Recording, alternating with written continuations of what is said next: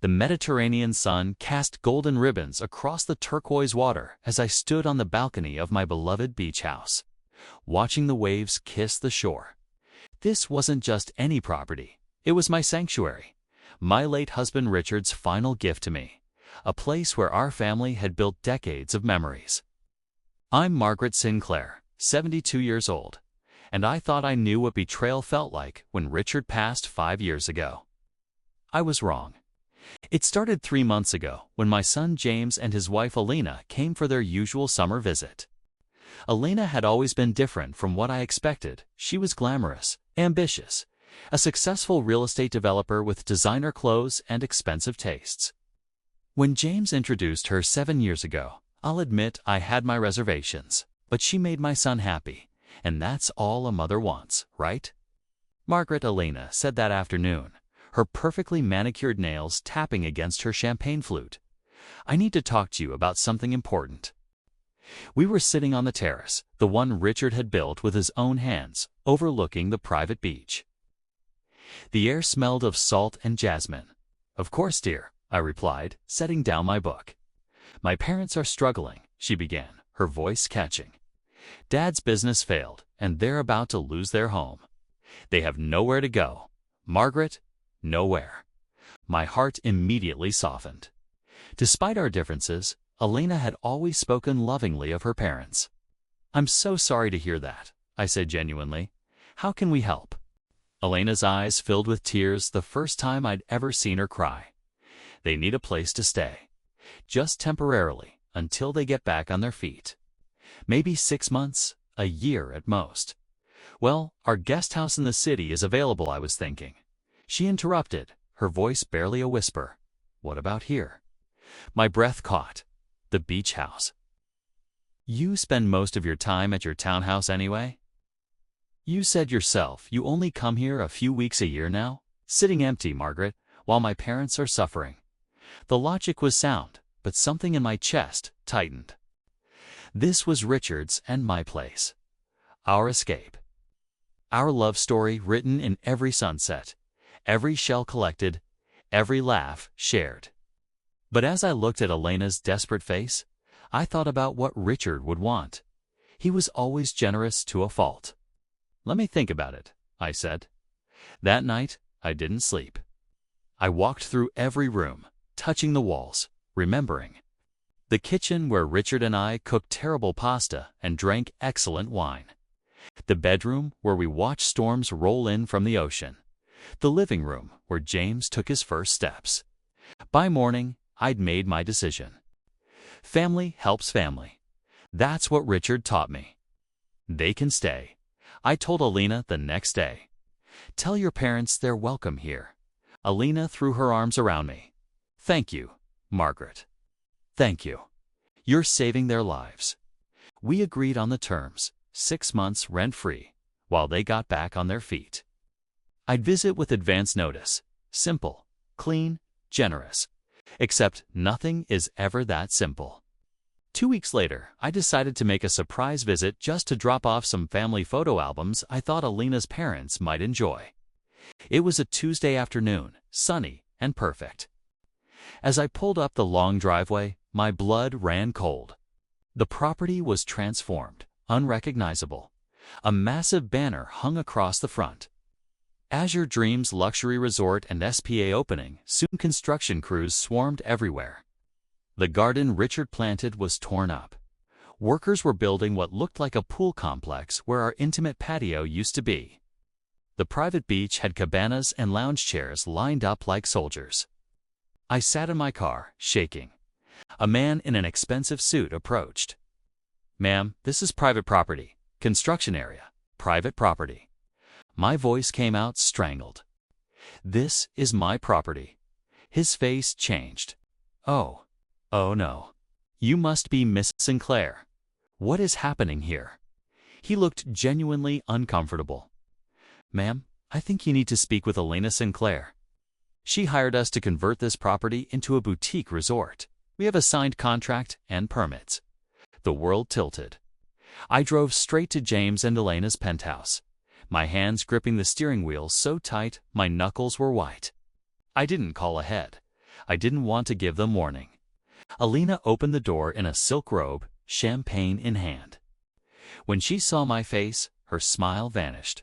"Margaret, what are you, a resort?" I pushed past her. "You turned my home into a resort." James emerged from the bedroom. "Mom, what's going on?" "Your wife knows exactly what's going on. My beach house, your father's legacy, is being torn apart to build a hotel." Alina set down her glass with trembling hands. "Let me explain." "Explain." "You lied to me. Your parents aren't even there, are they?" Silence. Devastating, confirming silence. "Alina." James's voice was dangerous. "What did you do?" She straightened, her vulnerability replaced by cold calculation. I saw an opportunity. That property was wasting away. Margaret barely uses it. I could triple its value, create something magnificent. It wasn't yours to create anything with. I shouted.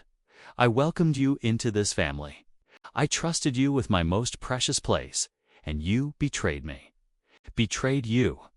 Elena's eyes flashed. "I'm a businesswoman, Margaret. This is what I do. You gave me permission to have my family stay there. I gave you permission for your parents. For 6 months, not to destroy my home." James looked between us, his face ashen. "Alina, tell me this isn't true." "It's business. James, your mother would have said no if I'd told her the truth." "Sometimes you have to be strategic. James's voice cracked. "That's my childhood. Those are my memories with my father. And you? You manipulated my mother. I was making us money, building our future. Our future." James shook his head slowly. "I don't even know who you are." I left them there, arguing, and drove back to the beach house. I sat on what remained of Richard's terrace and cried for the first time since his funeral. But I'm Margaret Sinclair, Richard's wife, James's mother, and I didn't get to 72 years old by giving up. I called my lawyer. Then I called the county. Then I made some other calls to people who knew people, because Richard and I had spent 40 years building relationships in this community. The legal battle took 3 months. Alina fought hard. She'd somehow forged additional documents, created false agreements. She was clever, but she wasn't clever enough. Because what she did, I know. Richard had put the beach house in a trust with ironclad provisions.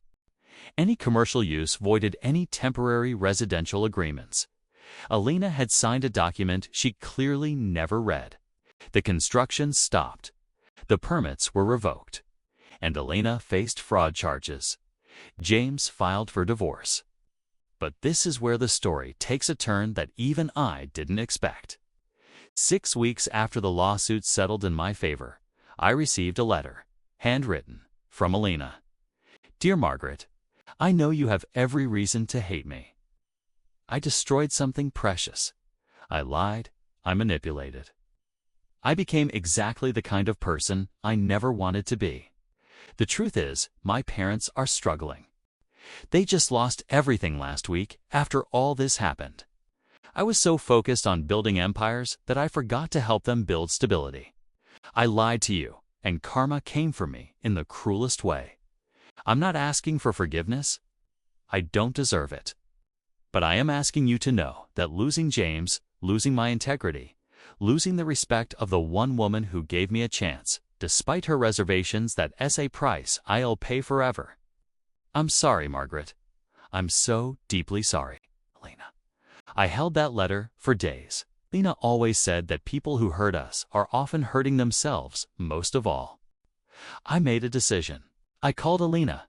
She answered with a trembling voice. "I'm restoring the beach house," I said. "Back to exactly how Richard made it. It'll take about 4 months. Margaret, let me finish. Your parents can stay in my guest house. City property, no strings. 3 months, we get back on their feet." She was crying now. "Why?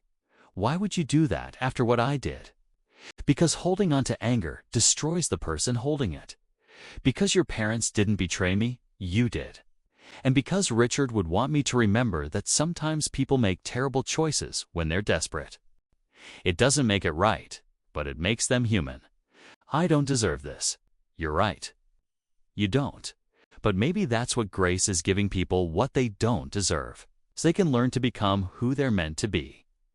3 months later, Elena's parents moved out of my guest house, stable and grateful. Elena sent me flowers every week with small notes, never asking for anything, just expressing gratitude. James and Elena's divorce was finalized, but something unexpected happened. James told me that Elena had joined a nonprofit helping struggling small business owners avoid predatory lending. She'd taken everything she learned from her mistakes and was using it to protect others. "She's different now, Mom," James said recently. "Really different." "People can change," I replied. "They want to badly enough." Today, I'm sitting on Richard's terrace again, restored perfectly. The jasmine blooms. The waves sing, and I'm at peace. Did Elena destroy something precious? Yes. Did she betray my trust? Absolutely. But she also taught me something profound, that kindness doesn't mean being a doormat. Forgiveness doesn't mean forgetting.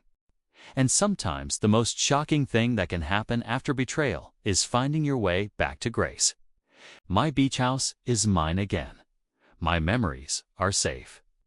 And somewhere out there, a woman who lost her way is helping others find theirs. That's the real shock. Not the betrayal, we've all seen that before, but the healing, the transformation, the choice to break the cycle of hurt. That's the kind of shock the world needs more of. And Richard, I think he'd be proud.